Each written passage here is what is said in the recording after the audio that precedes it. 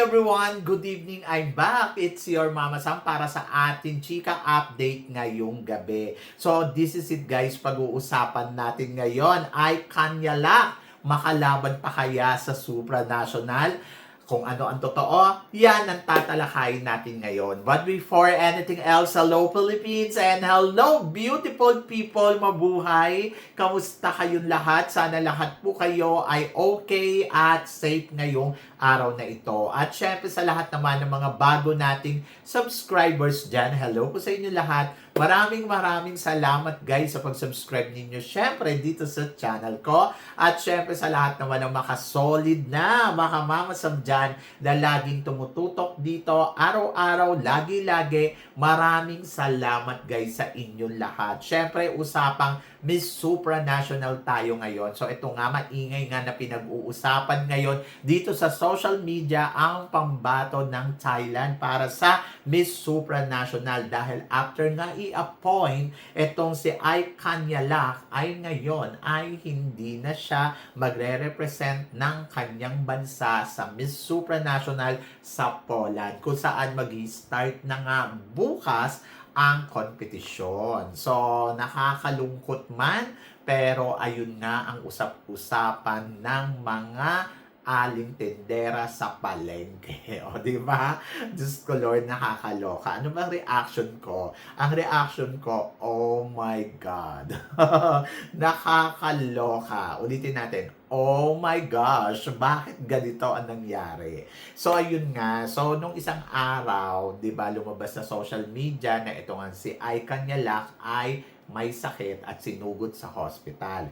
And then, merong ang bulong-bulungan na hindi na daw to makakalaban dahil nga sa may sakit. Oho. And then, pangalawa, ngayon ay, lumalabas ang chika na hindi na daw matutuloy. Actually, nakausap ko pa nung isang araw yung national director nila. At sabi naman niya, tuloy. Tapos naloka ako, naglabas sila ng statement ng ganito na hindi na nga daw makakatuloy sa kanyang laban sa Miss Supranational. Diyos ko, Lord. Nakakaloka, no? Parang kung kailan aalis na. Tapos biglang naka-empake na siya. Ready to fight na. So, meron na rin siyang national costume. Meron na siyang tawag dito, mga evening gown, tapos naka-prepared na talaga after nilang bulabugi. Tapos biglang ganon. Biglang, sandali lang, bawal ka daw lumaban, tanggal yung corona, ganon. Ay nako, ano daw ba yung naging issue? Ewan ko, ang mga issue nila dyan, kung ano-ano. Actually, hindi ko din naiintindihan kung bakit ganito kabilis yung desisyon nila. Kasi parang, alam mo yon yung preparasyon ng babae, minamadali nila pagkatapos biglang, ayan na, hindi ka na daw pwedeng lumaban. So, hindi ko alam kung pero official kasi, di ba, naglabas ng statement na hindi na nga daw makakalaban at wala nga daw magiging pambato ang Thailand sa Miss Supranational. Di ba? Kung iisipin mo, nakakalungkot kasi syempre, 'di ba, parang malakas pa naman sana si Ai. Magaling 'to 'di ba? Alam natin kung paano rumampa 'to, may ingay na sa social media.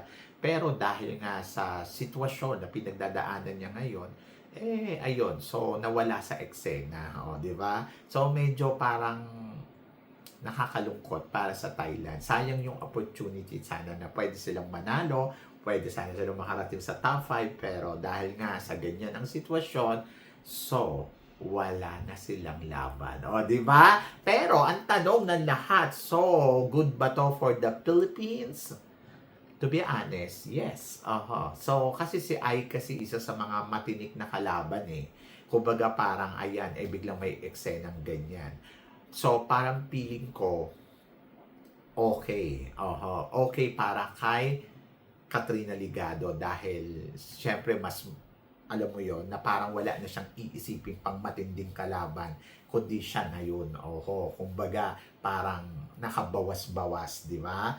Pero syempre, totoo naman, nakakalungkot isipin ako, sayang naman si Ai. Pero syempre, din naman to, good din naman to sa laban natin. Kasi, parang feeling ko naman 'pag nandiyan si Ai o wala si Ai parang magpe-penetrate pa rin si Katrina 'no, siguro. Oo.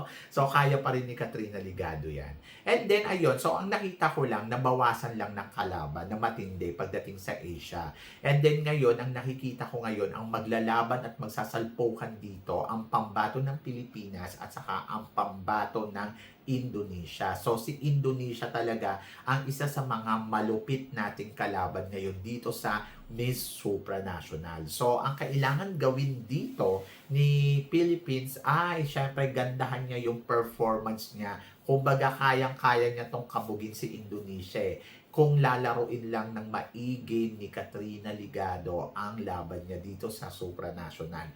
Dalawang kumbaga ito parehas silang tapatan dalawang magkasunod, kumbaga parang second crown for the Indonesia and second crown for the Philippines para sa supranational. So kung iisipin mo, oy, interesting. Oho, di ba? Kasi dalawang corona ang lalaro. Pangalawang corona ang nilalaro nila. Sino kaya ang makakakuha ng mas ikalawang corona, ang Indonesia ba or ang Pilipinas? Alam niyo, sa totoo lang, mas deserve na nating makuha yung ikalawang corona. Kasi parang feeling ko, pag ikalawang corona, ang tagal na nating hinihintay to since 2013 pa. Samantalang yung Indonesia, kakapanalo lang. Kung mananalo sila ngayon, sandwich win sila kasi nanalo sila nung 2024. Oho. Tapos ngayon, biglang mananalo uli. Abuso, charot. Hindi, magaling yung pambato nila. In fairness, si Agnes medyo nakakatakot na katapat kasi nga may ibubuga. Oho, sa totoo lang, malakas yung dating, malakas yung laban sa kompetisyon. And I think, kailangan natin to talaga paghandaan ng todo-todo. So, hindi ko alam kung yung preparasyon ba ni Katrina Ligado ay oobra ba sa galing ni Agnes. But parang feeling ko naman, mas may tiwala ako kay Katrina Ligado dahil performance, feeling ko nag-prepared naman siya. Tapos yung pasarela niya, mas kabog ngayon. Tapos yung beauty. So yun na nga lang, yung styling niya. Sa totoo lang, hindi ko lang talaga nagustuhan yung styling niya noong send-off niya. Pero yung beauty pa rin ni Catriona, kahit nakikita mong pagod, nandoon pa din. Maganda pa rin ang Katrina Ligado, no?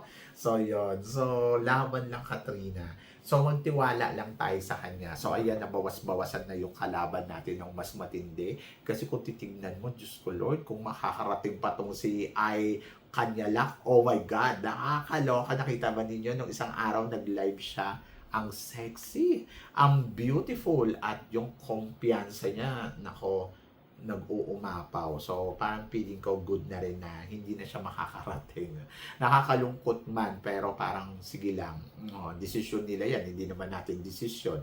Kung tayo man ang tatanungin, gusto naman natin makalaban naman itong si Katrina, si Ice, no? Si Kanyalak. Gusto natin makalaban siya, makapalo. Pero desisyon nila yun Anong gagawin natin? Di ba? So, doon na tayo sa part na parang, sige, lumaban na lang. Lumaban na lang tayo at magtiwala na lang tayo sa galing ng pambato natin. And then, ayun. So, si Katrina Ligado, parang feeling ko naman kakabog. Sabi nung iba, kaya daw mag-top 10. Ako, parang feeling ko, sana makaya niya yung top 5. I think, pwede kay Katrina, actually baka nga mag-sandwich win din tayo dito yung Miss Asia Supranational, kung sakali Pero mas gusto ko na manalo na talaga tayo dyan sa supranational. Kasi ang tagal na natin na hindi na nanalo. Pero alam niyo, sa totoo lang, sa kabilang banda, kaabang-abang ang magiging laban ni Katrina Ligado. Kasi 'di ba, sabi niyo dati, oy, maganda yan, Diyosa yan. Oy, panalo yan. Gusto niyo nga yan maging Miss Universe Philippines Pero ayan na. So, ito na yung pangalawang pagkakataon na lalaban si Katrina Ligado para sa Pilipinas, dahil nung una ay Reina Hispano-Americana at kung saan naging 5th runner-up siya. Tapos ngayon naman ay titignan natin kung ano ang magiging resulta ng kanyang laban. Kasi nga, di ba, sabi niya nga, mas more matured, mas more naiintindihan niya na kung ano yung gagawin niya. And then, let's see. So, wag natin i-pressure. Kumbaga, supportahan na lang natin At feeling ko naman kaya niya yan. Di ba? So, basta tiwala. So, feeling ko naman lalaban. And then, sa pambato naman natin sa Mr. Supranational, wala naman ako nakikitang problema kasi alam kung paano makipaglaro, alam kung paano kakabog. So, magtiwala na lang din tayo sa magiging laro niya. At parang feeling ko kaya din nito na sumabay, lumaban at maglaro sa kompetisyon. So, sa kanila, laban sa Pilipinas, laban yan. So, ang matindi nating kalaban ngayon sa Asia ay si Indonesia. So, tignan natin kung kayang pataubin ni Katrina Ligado si Indonesia after na mawala ngayon si Thailand sa kompetisyon. So, kay Icon Tialak naman, good luck and wish all the best. Di ba? So, yon. So, kayo guys, ano guys ang masasabi ninyo dito sa mga pinag-uusapan natin ngayon? So, nabunutan ba din ba kayo ng tinik?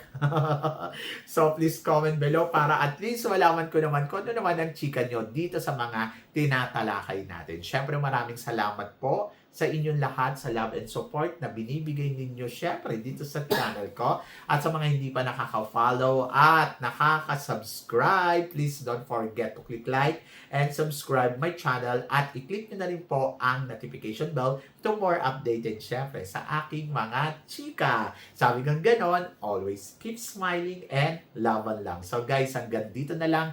Hanggang sa muli nating chikahan. See you tomorrow. Thank you guys.